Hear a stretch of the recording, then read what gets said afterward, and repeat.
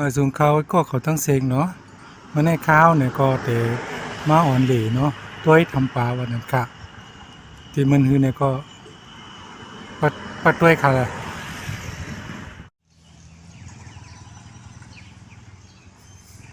ถึงเย้าทำปลาก็แต่หันมันไหนตั้งเขามาเนี่ยก็มีตีจอดรถเนาะกลางคางดีชายาดีเนาะจอดรถจอดก้านเนี่ยก็เลยนำหน่ะพวกคาร่ำพิษได้เลยเป็น50-60ปุ่นอ่ะมันตึกเจ้าอยู่แลกวนกอมไปป้อมากาหือเนาะกวยกะกวนในงาหลีผมทันบ้านทั้งปีนั่นเนาะนี่ต้องลอยสูงพามาหินหลวงนั่นนะขนาดน่าจะเป็นที่อยู่อันที่เป็นทำปลาเนาะอันนี้เป็นร้านก้าเนาะขายตั้งกินตั้งเยี่ยมเนาะมันคนเด่นคนดี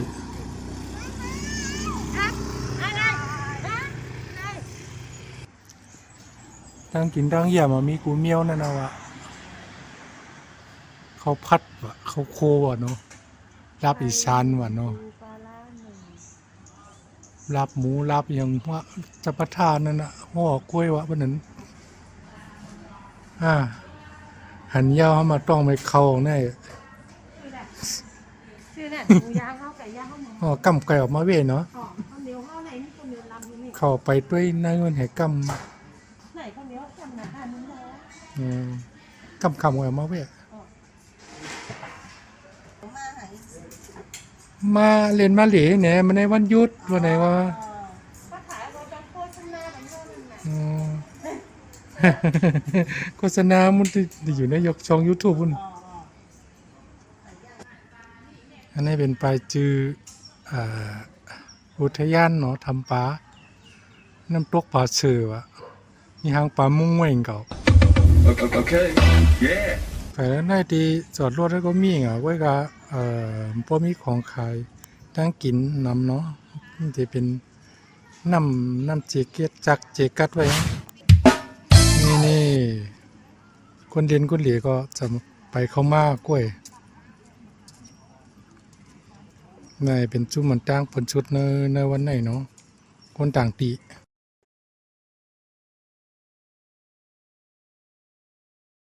เป็นตั้งเขามันเนาะกำเขาแต่เขากว่าด้วยก็เพราะว่ามันยังอยู่นะฟังโควิดเพลามอยู่เนาะก็ได้เลยเฮ็ดจอมมาตรการเปิ้นเนาะเฮ็ดจอมดีเปิ้นจี้ฉังยอดการทั้งเป็นในเดรถย่อมเนาะอำนั้นก็หายกว่าทำปลาในเนาะที่ปึดผุยเอาตั้งแต่8 โมงต่อถึง4 โมงครึ่งกลางค่ำวันนั้นครับ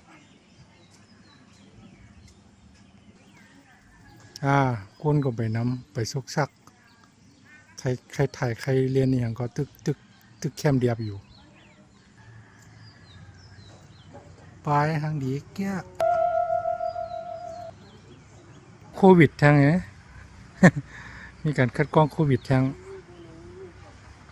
เฮ็ดจอมปักเปื่อมือเย็นกว่าอะไรเส้นจึงตังเจ้าหน้าที่อุทยานว่าจะสแกนว่าค่าสแกนในกำหนึ่ง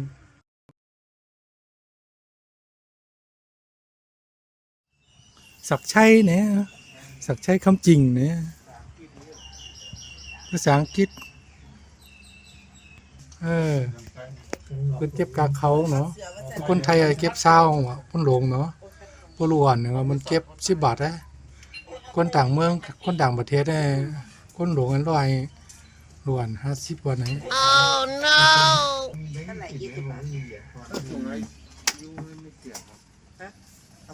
เราไม่ได้ถือนั่นว่าได้ถือนั่นมาต้องถือไอ้นั่นมาไหมต้องถือบัตรคืนต้องเตะแต้มไหมยังก็บอกมากเนี่ยคณะทางเขามันวนก็อ่อนกันไปเขาก็เลี้ยวก็ดีเย็นดีมดซารีน่ะเพื่อนอ่อนกันนุ่มล่าไว้ปัน เดี๋ยวในกว่าเนี่ยก็ไปเข้ากับมอกเฮ500 เมตรด้วยเนาะมอกครึ่งกิโลวันนั้นค่ะพ่อไก่กาหึงเขาพ่อได้ขึ้นร้อย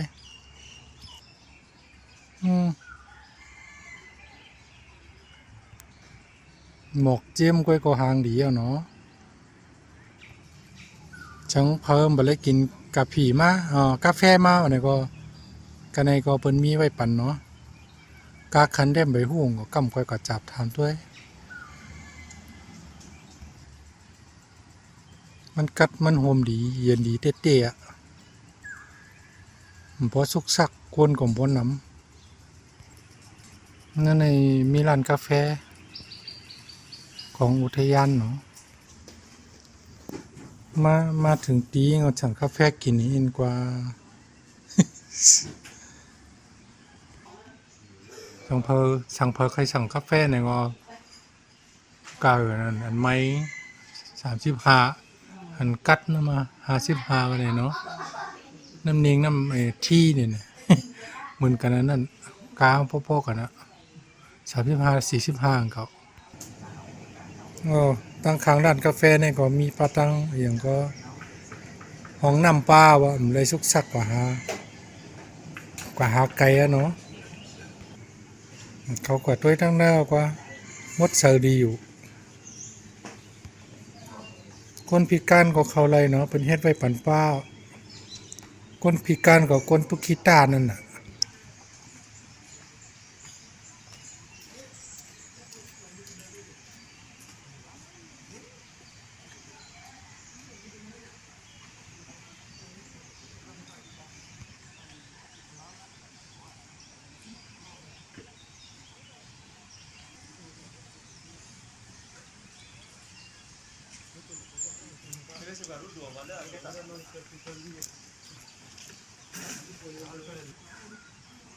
เปิ้นผูกหมอกผูกผ้าไว้ปั่นเนาะลุมล่าไว้ปั่นแม่นฟองหางดีเอามาแน่แน่ก็เป็นแผนตีเนาะนี่ปุ่งมันนั่นน่ะหางพางแผ่นดินเมืองแมงซอนว่าไหนคะง่ายต่อคนนี่เมืองเดี๋ยวอะไรมาตุ้ยสังเชื่อว่าใครกว่าเลยต่างตีแท่งนั้นก็เป็นเฮ็ดแผ่นที่ไว้ปันเนี่ย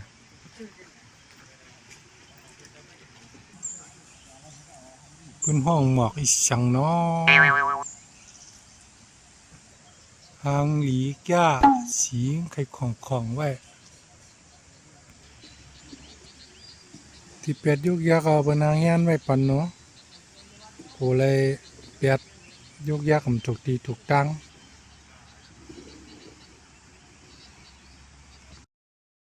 กำในเฮาติดไต่โคเย้านะมันเป็นโคเซลิงเนาะหมอกต่างคนไปเวกันไรในกว่ามาก็เร็วเลยมีผลถ่ายแคปพางตัวเจ้าเก่าก็ถ่ายไม่ปันเสียงไอ้อยู่ที่เนื้อโคเฮ้ถ่ายรูปว่าไหนโอ้ไปเตรียมพวกคนกว่าคนคำเนี่ยว่าสันยงแน่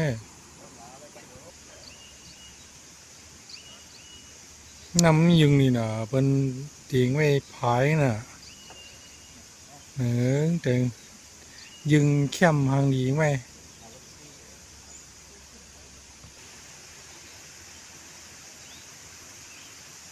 มือสั่นยิดเนาะมือมันสั่นเนาะตัวสั่นของโคสลิงของน้องมันหยอบยกนี่เป็นหมากอีสังอ่ะนะหมากดินมานวานนี่โยเนี่ยมันนิ่มไล่เหรอพันถึงหนาเนี่ยมันนิ่มไล่เนี่ยเหยียบว่าได้เป็นพัมมันวะเนี่ยบอกว่าได้โอ้มาถึงทางเพียก็ไม่ได้พีหวังเลยเนี่ยเด็กกว่าทางซ้ายเนี่ยเด็กกว่าทางขวาเพราะกว่าทางขวาเนี่ยก็คือเหนือจอมกีน้ำมันอ่ะค้างน้ำตัววิวไงกำกว่า อันนี้เนาะโขคามมัน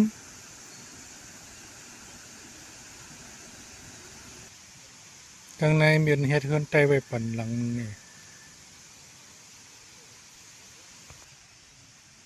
หมอกอีช่างอันนี้หมอกคำตากกว้ายอันวันอยู่อ่ะใครหาหน้ากล้วย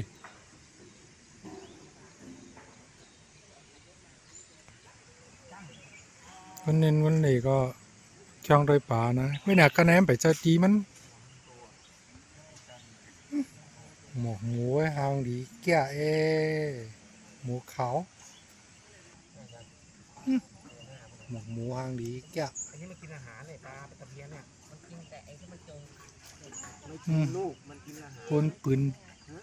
อาหารราดตั้งกินไว้ปันป่าเนาะ ไม่กินเนี่ยแข็งไม่โดนในปากหมดแล้วเนี่ยต้องไปปลานะต้องไปปลาสิ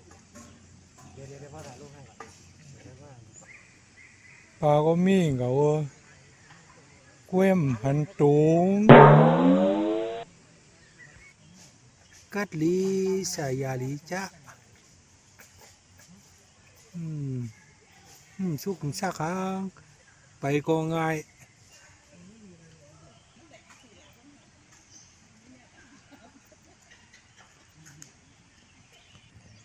จำได้ถึงเลือน4เลือน5เลยเราไม่มาตอกในห้องวงลกลงน้ำมาเนาะผู้มาจำนำเนี่ยก็นั่นก็เป็นที่ลือเหล่เนาะเหล่อ่อนกันมามีที่ลืออย่างเดียวก็เหล่ขึ้นเล่นเนี่ยนั่นมันก็อะไรอยู่ในโขงนะเดี๋ยวก็ตัววิวทางไหวขึ้นตั้งหลังวะไหน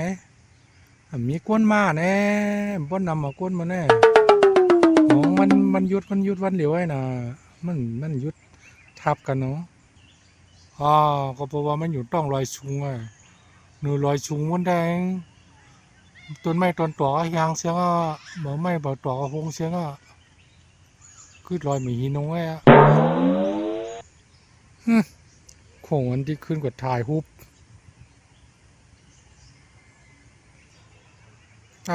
ไผ่ปุ่นนำมันนะเป็นสวนเป็นเฮือก้นมันก้นสวนนะสวนปุ้ยน้องห้อยผาเขาเนี่ยนั่นแหละมียังก็ผมจะว่ามีก็ผมจ้างหาเนาะป่ามุ่งได้หาหนูว่าไปถ่ายวิดีโอหาหนูเนี่ยหมดซักกันเลยเป็นนั่นเด้อลูกก่อนลูกอีก็มากเฮ้มันเนี่ยหวานว่าใครเลี้ยงเขาเนี่ย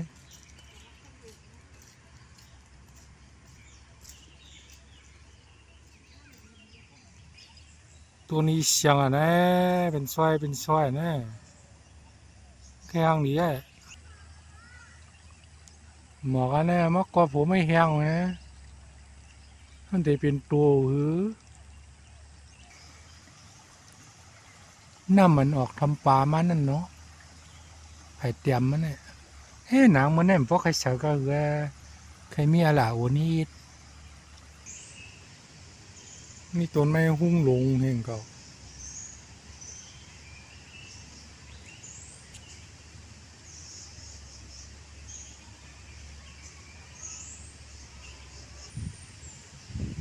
ตัวกว่าตัวมาหากไม่อันดีจุ่มลงนั่นนำงองหางดีแทงเงี้ยวของเขาจะมาถ่ายที่ก็วันก็มคือเท่าถ่ายอ่ะแน่ชอบเป็นตัวนี้ช่างอ่ะแน่เขาด้วยจำเลยหลากหลายแทงเมียวหนึ่งเก่า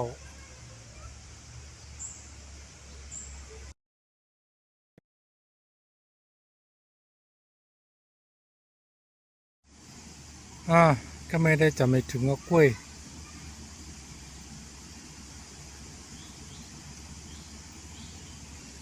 ก็ไปอังปุ่นก็ไปกับทั้งนั้นตั้งเขาวันไหนวะ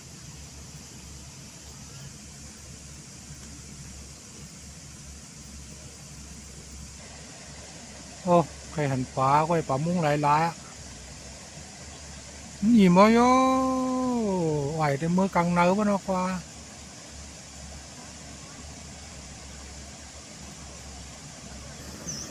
ปลามุ้งหลายๆอ่ะตัวใหญ่ตัวลงอ่ะ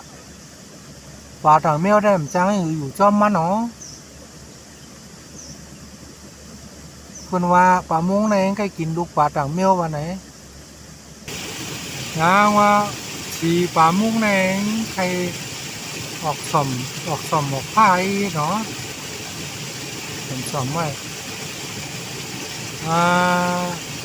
เย็ดหนาทางไล่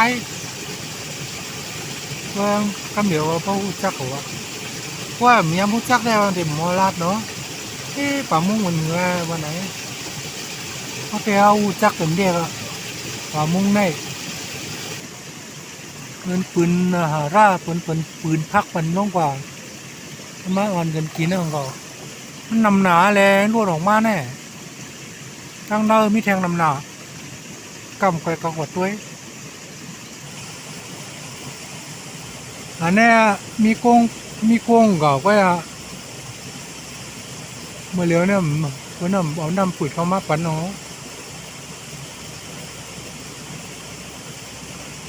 น้ำแห้งว่า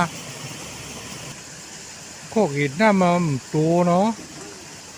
คนเหมือนน้ำปล่อยลงมากนะปล่อยเอาหนึ่งคนเด็กปล่อยน้ำมาปั่นหนึ่งเนี่ย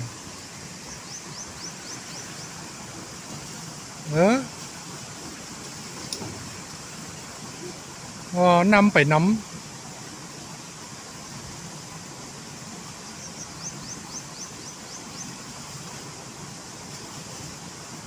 ย่างไปเลย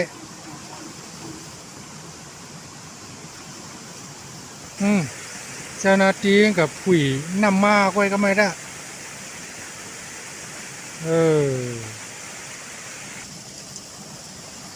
เอาเดี๋ยวมาแง่แมนเมื่อเป็นผู้ยนำหลีเลียวก็ไม่ได้นั่นน่ะก็ไม่ได้ปั่นเอาช่างถูกก็เพราะนั้นได้เอาไว้เอ็นแห้งมากไว้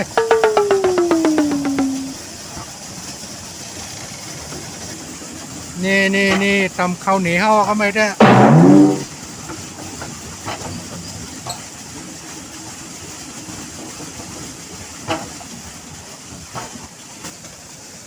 จำเก็บหลายๆก็โย่มีเขามีเขาได้เอาเขามาตำให้แล้วเนี่ย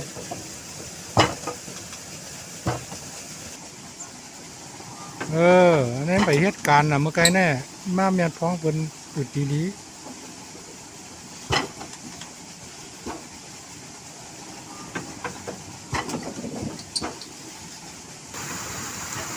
กวนเอาใครนำมาก็เมื่อไงว่าพอมีกวนหน่อยนะก็ไม่มาที่ก็ไม่ได้โอ้ปลาอ่อนปลาอีหลายๆปลาผงอย่างนี้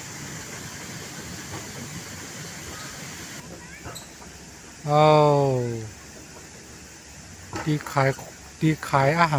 ารปลาตั้งกินปลาเหยื่อปลาวันไหนน้ำหนาวผมเก้าน่ะ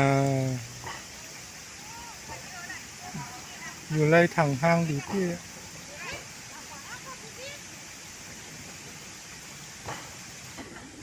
ช่างพักให้ซื้ออาหารปลาเหยื่อปลาเนี่ยก็อะไรอยู่คลองเลยนึ่งเช่าเนี่ยหมูกลางเนาะชื่อเฮฟเมียละอันปากเกียวกับอีกินกุ้งเมียวเนี่ย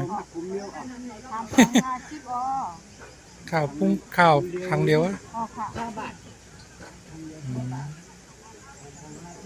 จำตังมาชิป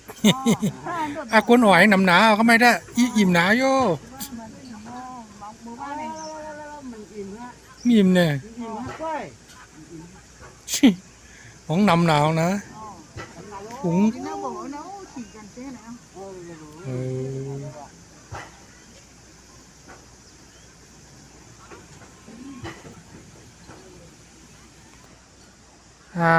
นี่เป็นเฮือนใต้สองว่าไหน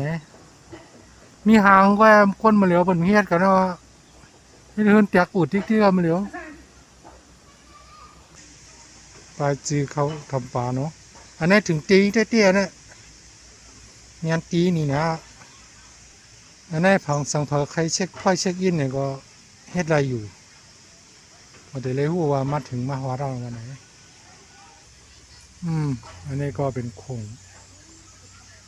เข่งโข่งเนาะอันนี้ปันอยู่ปลาเนาะในขณะเขาก็ซื้อมาตาคลองหนึ่งเนาะคลองเล็กๆกันก็เองก็ใหญ่ก็มองหน้าก็อันดีหักเมี่ยวเหรอเนาะแหงมาปันแน่เนี่ยมีขมุนแล้วก็มีผักกัดเหียงยิงเมี้ยปลากินนั่นนะวะแม่ได้ปืนวันนี้เอ็นกว่ากินนะ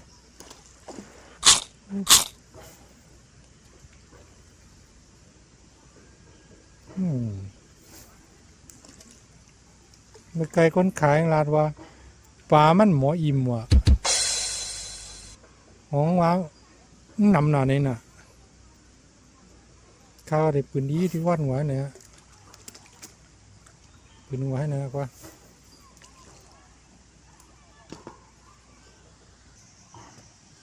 ท้องอย่าเพ่งเงินลีเตียปลาจิ้นเนี่ย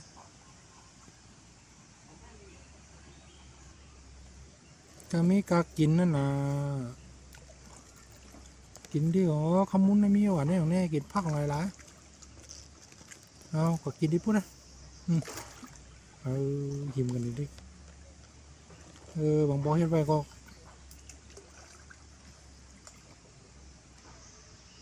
ไว้เอาไว้ยาเดี๋ยวไปเอาของเปิ้นมือว่ะจะเก็บไว้กันในนี่เงาเพิ่มตาเนาะไม่น่าพอถ่ายคลิปเอาเนี่ยมันบ่หันดี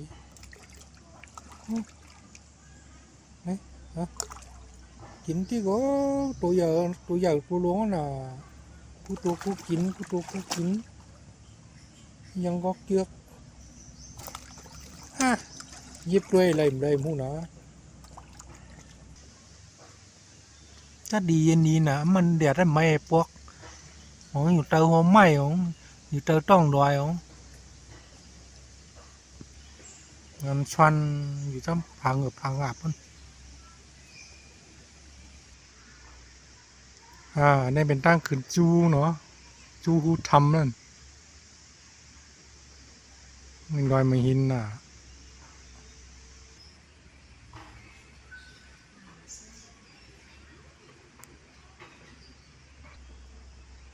เป็นมาหินลายเอานะดอยมาหินลงเตี้ยๆแล้วออกมาเตาหูมกหลายตัวอยู่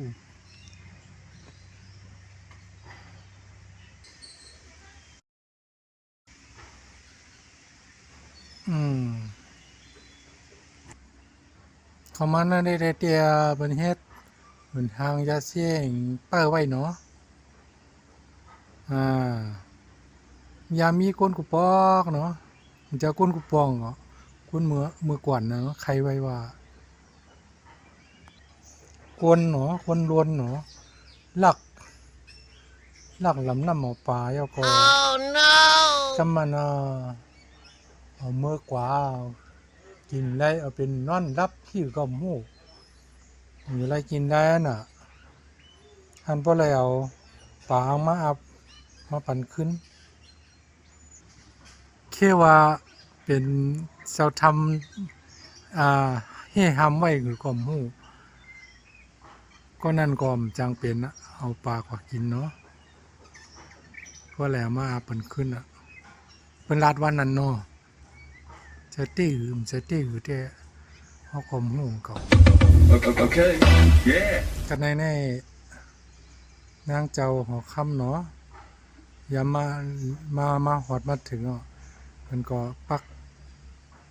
ปลายแต้มน้ำไว้เนาะลงลายมือไว้ปั่นว่า เจ้ายามมาเมื่อวันพุธตีสี่เดือนเดือนกุมภาพันธ์2541เนาะโอ้ข่าวของมาวันที่เมื่อในวันที่15เนี่ย15กุมภาพันธ์256465ไปรับผิดแกมันเนี่ย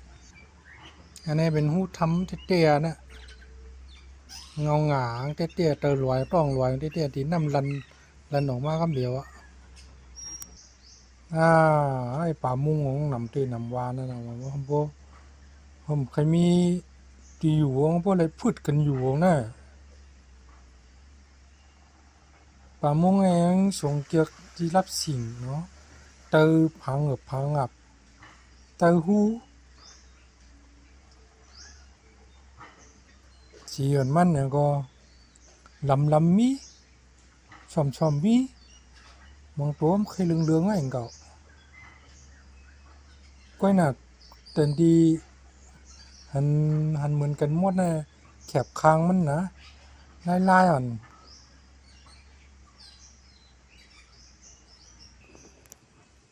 ข้าวดีเอาปืนปะนี้กว่าเอามันก็กินกันแล้วไงหรือว่ามันเต็มกินน้ำหนานะน้ำหนาก็ไม่ยิ้มกันเนอะไม่ค่อยชอบกิน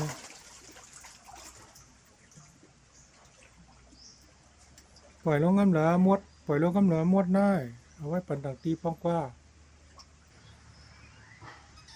ลาบลานี่เป็นเอาห้างยุกยาเชมาไว้นั่นมุงตัวลงกว่าขึ้นก็ไม่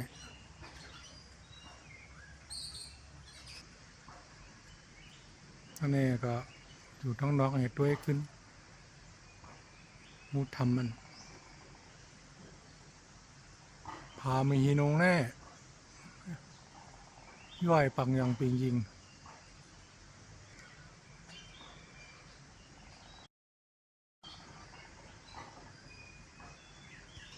เมืองก็ปักเต็นหอมเลยเนาะก็เพราะว่ามันในของเป็นวันศิลป์เหรอมันเป็นธรรมเนาะ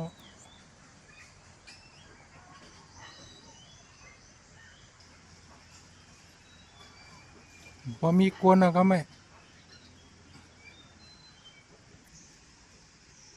ทำไมลงมาทางตังเนาะ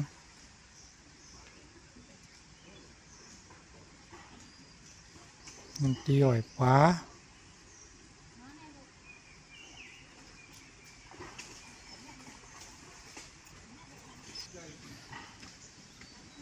ลำน้ำทำปลาวันไหนวะ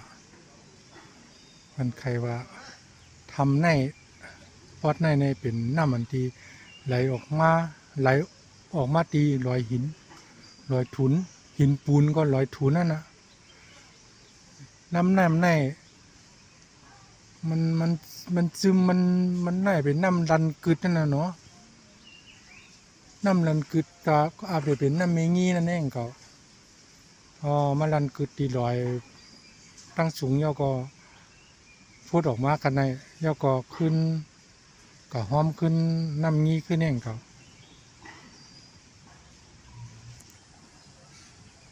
สั่งถูกที่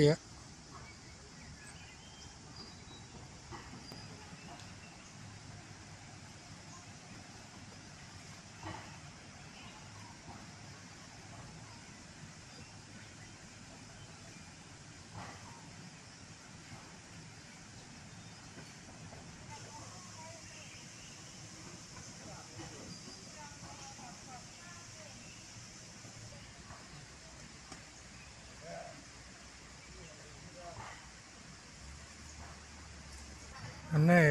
เป็นตั้งหูลองป่ามุงเนาะความไทยว่าป่าพ่วงว่ะ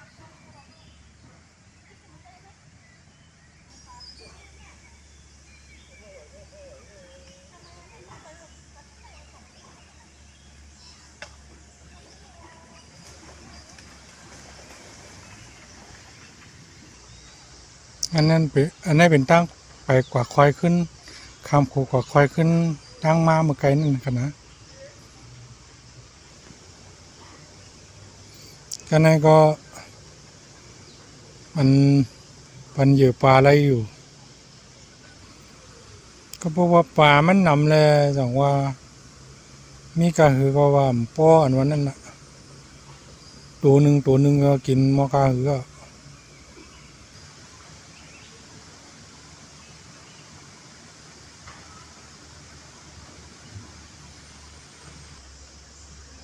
กำไรข้าวเนี่ยก็ได้ไปลงกว่าตั้งตับลอยเนี่ยเนาะมันจะตับลอยก็ไผ่สูงนำวันไหนกว่าไผ่สูงไม้อิดเนี่ยก็มุงหันนำอยู่มันก็พากันลงกว่าก็อยู่ที่เราก็ใจกันลุ่มล้าเนาะอย่าปล่อยอย่าเปียดยุกยักกะว่ากะเป็นเนาะวันเมืองก็เข้มเดียบหางดี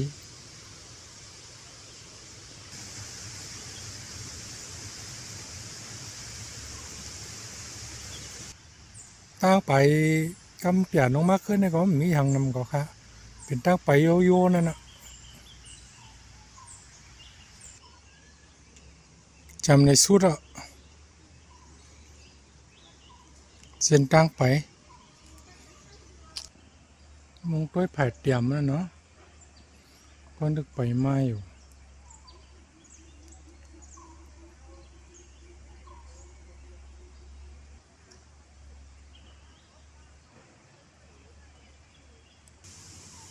กันในสุดเดียวเนาะเส้นตั้งไปมาควายกันขึ้นนั่นกำเฮาตีกว่าด้วยตั้งนอกคนเนาะว่าไม่มีลองหางหลายจังว่าเผอใครมาเล่นมาเล่เนี่ยกำเด็ดทำว่าอันนั้นเจ้ามี5อันนี้เจ้ามี5ข้าวเนี่ยก็เดี๋ยวมาลัดในพันเนาะ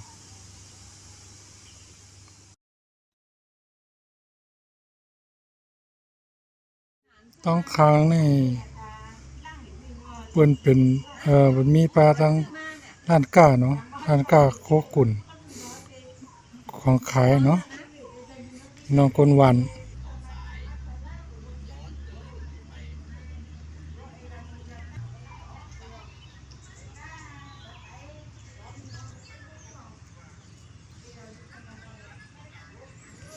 ถ่ายคลิปบ่ได้ครับ